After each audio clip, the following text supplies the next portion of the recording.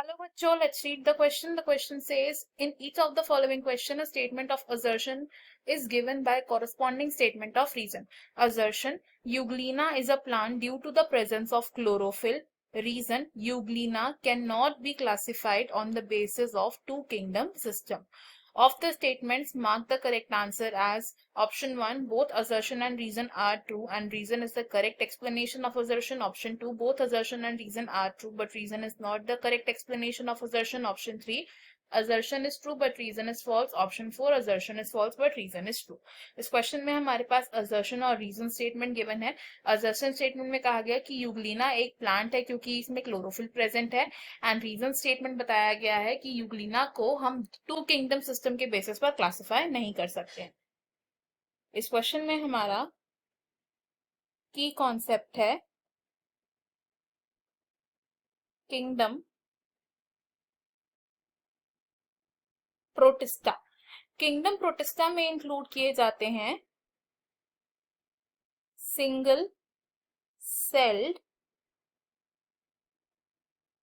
Eukaryotic organisms. Kingdom protista में plant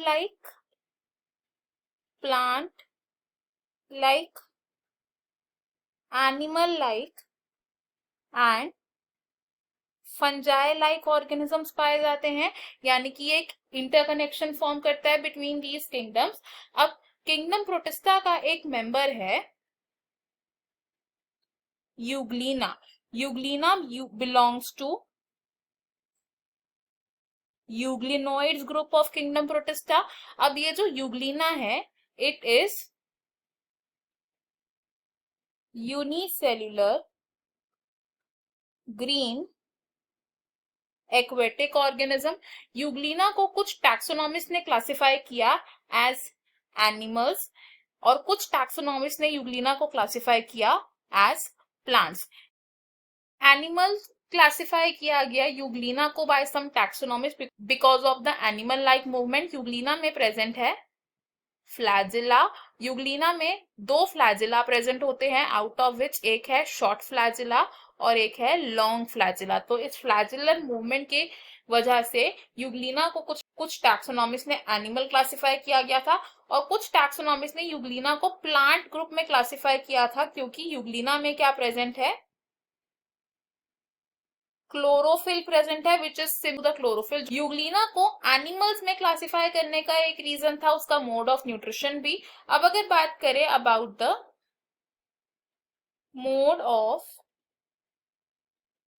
nutrition in Euglena का, तो Euglena in the presence of sunlight, in presence of sunlight, ये एक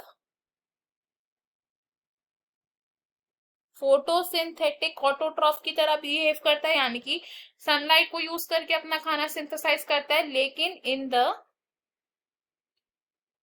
absence of sunlight Euglena act करता है as a predator, यानी कि ये दूसरे ऑर्गेनिजम्स पर डिपेंडेंट होता है अपने फूड एक्वायर करने के लिए. एंड प्रीडेशन क्या है, it is heterotrophic mode of nutrition.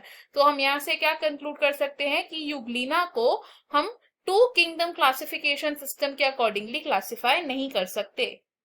Euglena can not B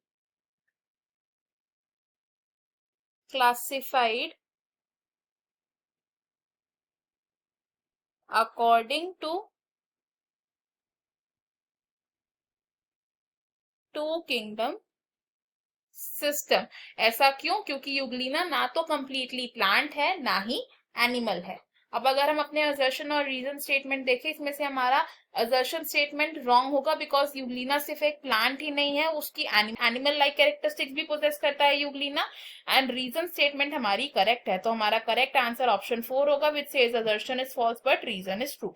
बाकी के ऑप्शंस हमारे यहाँ रॉन्ग है. इस क्वेश्चन में हमारा फाइनल और करेक्ट आंसर ऑप्शन 4 है. I hope you understood it well. Best of luck. Thank you.